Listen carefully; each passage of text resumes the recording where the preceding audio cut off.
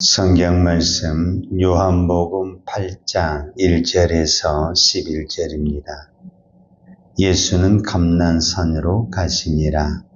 아침에 다시 성전으로 들어오시니 백성이 다 나오는지라 앉으사 그들을 가르치시더니 서기관들과 바리새인들이 음행 중에 잡힌 여자를 끌고 와서 가운데 세우고 예수께 말하되 선생이여 이 여자가 간음하다가 현장에서 잡혔나이다.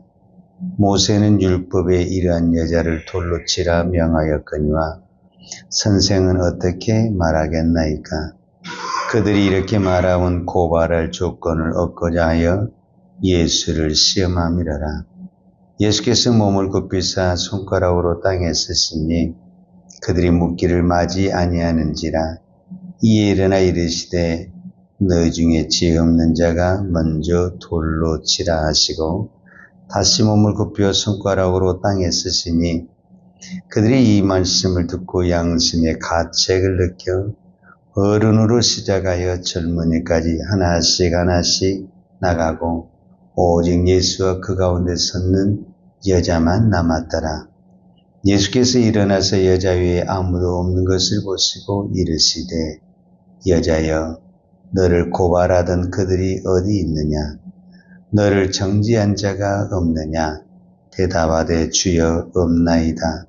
예수께서 이르시되 나도 너를 정죄하지 아니하노니 가서 다시는 죄를 범하지 말라 하시니라. 아멘. 우리는 요한복음 7장에서 예수님이 지금 이 초막절이라는 이 명절에 예루살렘에 올라가셔서 그 성전에서 말씀을 가르치는 것을 보게 됩니다. 그러니까 오늘 8장 2절에도 보면 아침에 다시 성전으로 들어오시니 백성이 다 나오는지라 앉으사 그들을 가르치시더니 즉 성전에서 하나님의 말씀을 가르치시는데 그때 일어난 하나의 사건을 오늘 기록을 하고 있습니다. 그 사건이 뭐냐면 오늘 이제 8장 3절에서 11절까지 나온 이야기인데 간음하다가 현장에서 잡힌 한 여인을 서기관과 바리새인들이 끌고 와서 예수님에게 질문을 하는 겁니다. 이 여인을 어떻게 처벌을 해야 되느냐. 그런데 사실 바리새인 그 다음에 서기관은 율법에 정통한 사람들이거든요. 그러니까 율법에 이런 여인은 어떻다는 것을 알고 있어요. 그러면 자기들이 율법대로 해도 되는데 의도적으로 예수님에게 이 문제를 끌고 왔다라는 것은 오늘 사도 요한이 정확하게 기록한 것처럼 8장 6절에 보면 그들이 이렇게 말하면 고발할 조건을 얻고자 하여 예수를 시험함이라라 그랬습니다. 그러니까 이 여인을 정말 죄로 판단하기 어떤 그런 것이 아니라 이 여인의 사건을 통해서 예수님을 고발하고 예수님을 시험하기 위해서 그랬다라는 거죠. 그러니까 서기관과 바리새인도 율법을 잘 알고 예수님은 더더욱 잘 알고 자 그랬을 때 과연 예수님은 어떤 답변을 할 것인가? 만약에 율법대로 한다 그러면은 이 여인은 구약의 레위기와 신명기에 보면은 딱 율법으로 정해졌어요. 간음을 한 여인은 그 남자와 여자는 다 돌에 맞아 죽는다. 이것이 율법입니다. 자, 율법대로 예수님이 말씀을 한다. 그러면은 예수님은 사랑이 없는 것이고 또 한 가지는 그 시대에 유대의 모든 통치권은 누가 가지고 있냐면은 로마가 가지고 있습니다.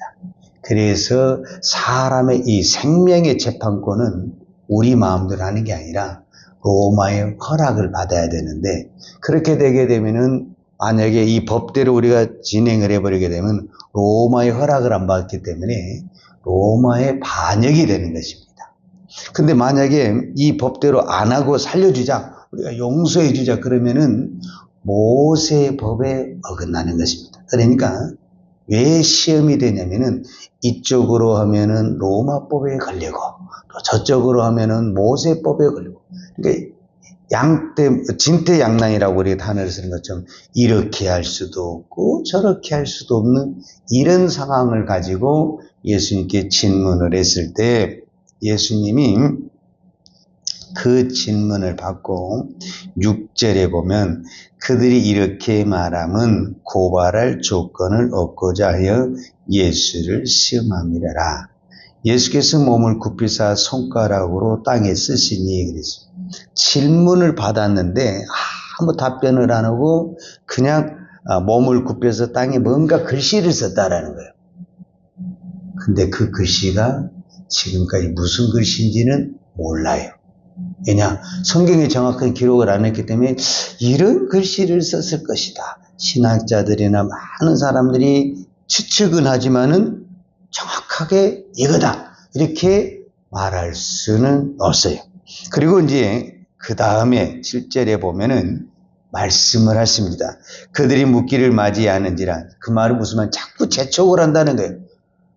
우리에게 답변을 해주라 이렇게 재촉을 하니까 이에 일어나 이르시되 너희 중에 죄 없는 자가 먼저 돌로 치라 하시고 다시 몸을 굽혀 손가락으로 땅에 쓰시니 그랬어요.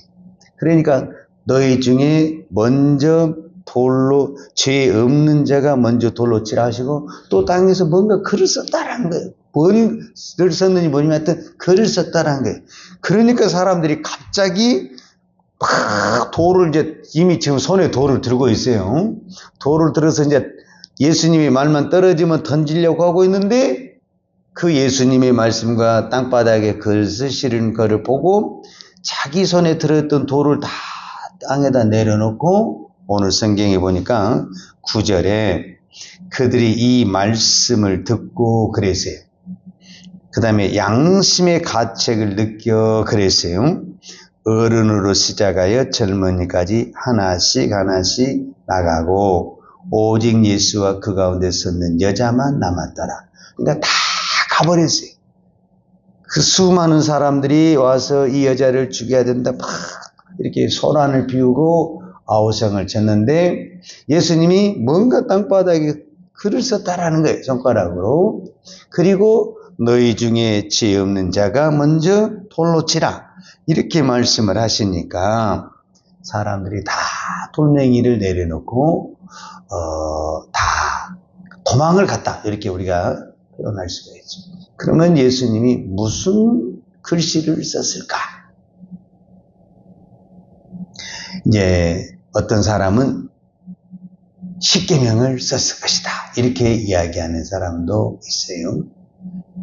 근데 어떤 사람은 또 저도 보기에 이 여인은 우리가 이제 사람마다 다 죄명이 있잖아요. 어떤 사람은 거짓말한 사람, 간음한 사람, 사기치는 사람, 도둑질하는 사람, 살인한 사람 다 죄명이 있잖아요. 그러니까 그 죄명이 들통났냐 안 들통났냐 그 차이뿐이지 다 도망갔다는 건 뭐예요? 다 죄이지. 우리로 말하면 그놈이 그놈이지 뭐. 그거 아닙니까 솔직하니? 그 이야기거든요. 그러니까 예수님이 죄를 쫙 기록한 거예요. 거짓말쟁이, 누구는 거짓말쟁이, 누구는 사기꾼, 누구는 살인자, 누구는 도둑놈. 그거 딱 가보니까 내가 그 죄에 다 해당이 되는 거예요. 내가 지금 돌멩이를 들어서 딱 던지려고 그랬는데 돌멩이를 들어서 던지려고 할 때는 내가 어떤 생각이 들었겠어요? 나는 죄인이 아니다라는 생각이 들었죠. 근데 예수님이 죄를 쫙 기록을 하는데 그 죄에 내가 해당이 되겠어요? 안 되겠어요? 결국 나도 해당이 되니까 그럼 나도 돌에 맞아야 죽어야 되겠네? 그러니까 어떻게 되겠어요? 돌을 다 내려놓고 도망을 갔다. 우리가 이제 이렇게 보는 거죠. 자, 여기까지. 자, 성경은 지금 이 사건을, 이 현장에 잡힌 이 사건을 기록한 의도가 무엇일까? 예수님께서 한 여인을 이렇게 보호해주고 살려주었다. 물론 그 이야기도 맞죠. 자, 이 현장에서 가장 큰 죄로 모든 사람의 주목을 받았고 수치를 받았고 멸시와 조롱과 손가락질을 받았던 사람은 여인입니다. 여인. 근데 마지막까지 예수님의 곁에 남아서 그 죄를 용서함 받고 구원받은 사람은 여인입니다. 그리고 나머지 모든 사람들은 처음에는 이 여인만 죄인이라고 생각을 했어요. 그런데 예수님 앞에 딱 오니까, 이 참 중요해요. 이제 오늘 우리는 이 복음적인 측면에서 이 말씀을 봐야 되는데, 예수님 멀리 있을 때는 이 여인만 죄인이고 나는 의로운 사람으로 생각을 했어요. 근데 예수님에게 가까이 오니까 결국 내가 무엇이란 것을 깨닫게 되냐면은 죄인이란 것을 깨닫게 되는 겁니다. 바로 이 부분입니다. 우리가 예수님하고 멀어지고 멀어질수록 나는 괜찮은 사람이야. 나는 성실한 사람이야. 나는 착한 사람이야. 그래도 나는 거짓말은 안 하고 살잖아. 남은 등은 안 치고 살잖아. 이런 생각을 하게 되는 거예요. 그런데 예수님에게 가까우면 가까울수록 어떤 되냐면은 나 같은 죄인이 없다. 이렇게 고백을 하게 되는 거예요. 그래서 이제 예수님에게 가장 가까이 와서 이 현장의 여인처럼 내 죄를, 오늘 성경은 양심의 가책을 느껴, 그 말은 내가 죄인이라는 것을 깨달았다라는 거예요. 그럼 어떻게 해야 되죠? 내가 죄인이라는 것을 깨달았다고 한다면 어떻게 해야 되는 거예요? 돌멩이를 내려놓고 나도 저 여자와 똑같은 죄인입니다. 그리고 예수님 앞에 엎드려야 되거든요. 그래야만이 용서함을 받게 되고 구원을 받게 되는 거예요. 그러니까 양심의 가책을 느껴서 내가 죄인이란 것을 깨닫기는 했지만은 단 한 사람도 남은 사람이 없이 예수님 다 떠나갔다라는 거예요. 이게 다 떠나갔다라는 것은 뭐냐면 양심에 내가 죄인이라는 것을 알았지만 죄 문제가 해결되질 않았다라는 거예요. 그래서 구원이 없는 거예요. 바로 이 부분입니다. 오늘 우리가 예수님을 만난 그 이유, 그 가장 큰 것은 뭐냐면 내가 죄인이라는 것을 발견하는 것입니다. 여러분, 사도 바울이 디모데에게 편지를 쓸 때 어떤 부분에서 사도 바울은 디모데에게 영적인 아버지고 스승입니다. 그러니까 이 디모데에게 있어서 사도 바울은 나의 모델이요, 내가 저렇게만 할 수 있다면 더 이상 바랄 것이 없을 정도로 가장 위대한 사람이 누구냐면은 디모데 입장에서는 사도 바울입니다. 그런 사도 바울이 디모데에게 편지를 쓰면서 뭐라고 하냐면은 나는 죄인 중에 괴수다. 이 괴수다 말은 죄인의 우두머리다라는 거예요. 여러분, 그 말은 무슨 말이냐면은 그만큼 사도 바울이 디모데보다 죄가 많다, 그 말이 아닌 것입니다. 이 말은 무슨 말이냐면 하나님 앞에 더 가까이 가면 가까이 갈수록 우리는 우리의 우리 깊은 속에 숨어있는 그 죄까지 다 보이게 되는 거예요. 멀리 떨어질수록 우리 죄가 안 보이고 내가 의로운 사람이라고 보이게 되는 것이고, 내가 주님 앞에 더 가까이 가면 가까이 갈수록 내가 이렇게 죄인이라는 것을 깨닫게 되는 것입니다.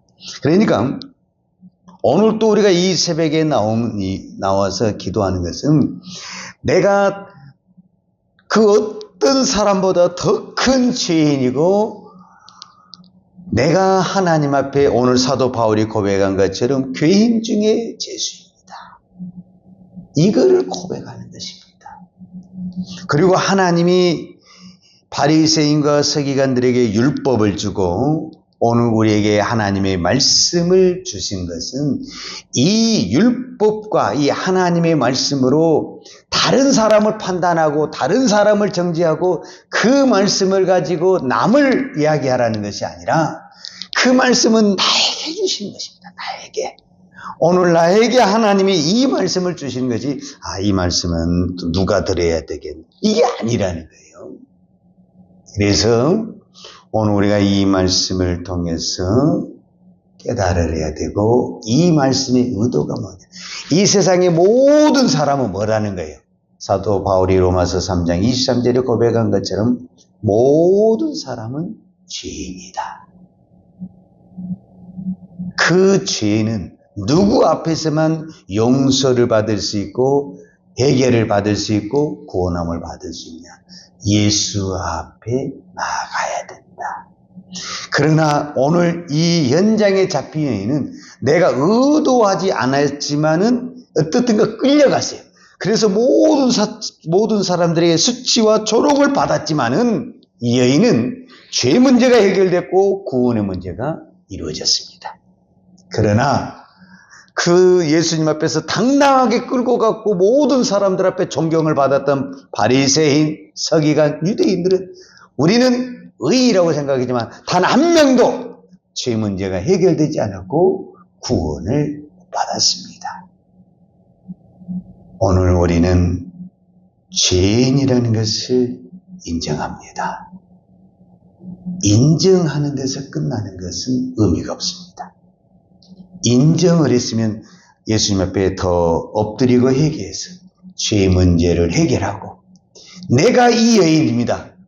내가 지금 돌을 들었다고 나았다는 것은 내가 이 돌에 맞아야 될 사람입니다. 이 고백이 나와야 되는 것입니다. 그랬을 때 진정한 죄 용서와 회개가 있는 것입니다. 그래서 한 여인을 통해서 이 땅의 모든 사람들이 사실은 돌에 맞아 다 죽어야 됩니다. 이 여인만 죽어야 되는 것이 아니라 이 땅의 모든 사람들이 다 죄인이기 때문에 다 돌에 맞아 죽어야 됩니다. 그러나 누구 때문에 사느냐? 예수 때문에 사는 것입니다. 오늘 우리가 바로 그 사람입니다. 오늘 이 새벽에 기도할 때 내가 죄인입니다. 이 고백을 드릴 때 주님께서 우리 모든 죄를 용서해 주시고 은혜 베풀어 주실 줄로 믿습니다. 기도하겠습니다. 하나님 아버지 감사합니다. 오늘도 우리가 이 새벽을 깨우며 기도할 수 있는 것 하나님의 은혜입니다. 내가 믿음이 있어서 내가 하나님 앞에 의로워서 나온 것이 아니라 내가 죄인이기 때문에 아버지 앞에 나와서 오늘 또 회개하고 또 회개하고 엎드립니다. 하나님 우리의 죄를 용서하시고 하나님 은혜를 베풀어 주시고 우리에게 긍휼을 베풀어 주옵소서. 그래서 오늘도 내가 하나님의 그 은혜를 가지고 다른 사람을 판단하고 정죄하고 멸시하는 것이 아니라 오히려 그 내가 받은 은혜로 내가 받은 사랑으로 그들을 품고 섬기고 용서할 수 있는 하나님의 사람, 은혜의 사람, 사랑의 사람 되게 하여 주옵소서. 예수님의 이름으로 기도하였습니다. 아멘. 유하는 내게 복을 주시고 너를 지키시기로 하며 유하는 걸걸로 내게 비추사 은혜 베푸시기로 하며 유하는 걸걸을 내게로 향하여 드사 평강 주시기를 원하노라. 이제는 나 같은 죄인을 위하여 십자가에 돌아가신 우리 주 예수 그리스도의 은혜와 아버지 하나님의 그 크신 사랑과 성령님의 풍성한 은혜가 오늘도 오직 믿음으로 하나님 앞에 나아가기를 원하는 사랑하는 주의 종들 머리머리 이해와 이 나라 이 민족과 한국 교회에 온 열방의 이 생명의 복음을 증가하는 선교사님들 이해와 사랑하는 주의 자녀들 머리에 이제로부터 영원토록 함께 있을지어다. 아멘.